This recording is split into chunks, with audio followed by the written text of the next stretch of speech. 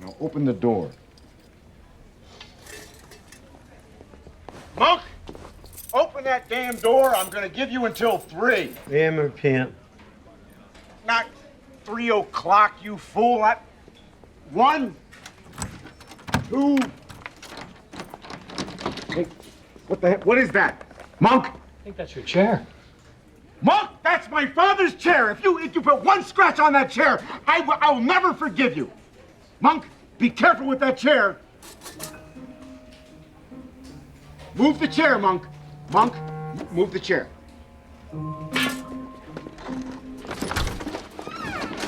You okay? You said be careful because you love that chair. That's right. The kidnappers said be careful when they carried Mrs. Parlo out of the house. They weren't worried about her. They were worried about that chair. What chair? The chair she was tied to. That's what this whole thing has been about. That's my grandmother's chair. I recognize it. She's lying. People make false claims about pieces like this all the time. You like opera? Yes, we love it. Is that a crime? Should be. Captain, please.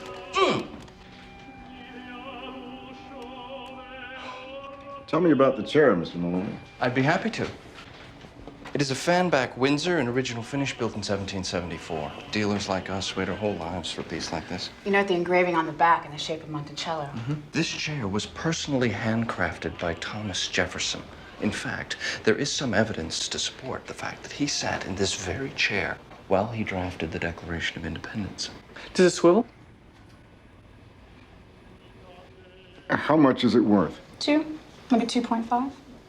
Million? Yes, Lieutenant, million. Actually, we'll find out for sure next week. We're auctioning it off. I don't imagine any of you will be bidding on it. Well, where did you get it? I'll tell you where they got it. They stole it from my grandmother's house. She's right. Your cat ran away. You saw the flyer, and you went to their house looking for it. And that's where you saw the chair. You must have recognized it right away, but what could you do? You couldn't offer to buy it. They might have had it appraised, and that would have ruined everything. Couldn't steal it. Cops would have been looking for it. Never be able to sell it. Then you had an idea. It was brilliant, really. You kidnapped Mrs. Parlo and carried her out of the house with the chair, made some ridiculous ransom demand, and then let her go. You figured anyone would be so relieved to have their Nana back that they wouldn't even remember the missing chair. Prepare to be disappointed, Mr. Monk. I can prove provenance. I have a receipt.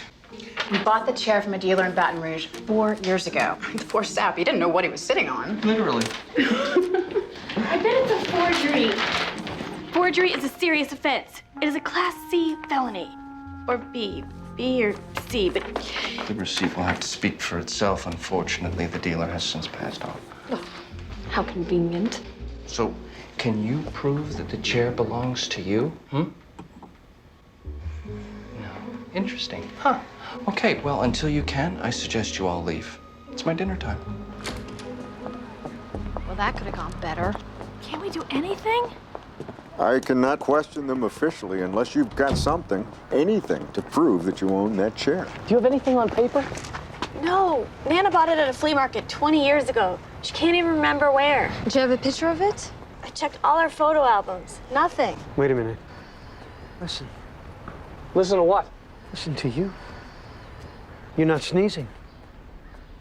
You haven't sneezed at all since we got here. That's true. The Maloneys said they had a cat that ran away. That's why they went to Julie's house. Right. They lied. They never had a cat. Otherwise, you'd be sneezing your head off. You're right. You're right. I'm lost, as usual. If the Maloneys never had a cat, why did they go to your house in the first place? They must have known about the chair somehow. Do you still have a copy of that flyer? I think so. Oh, good. That's the prettiest picture I've ever seen.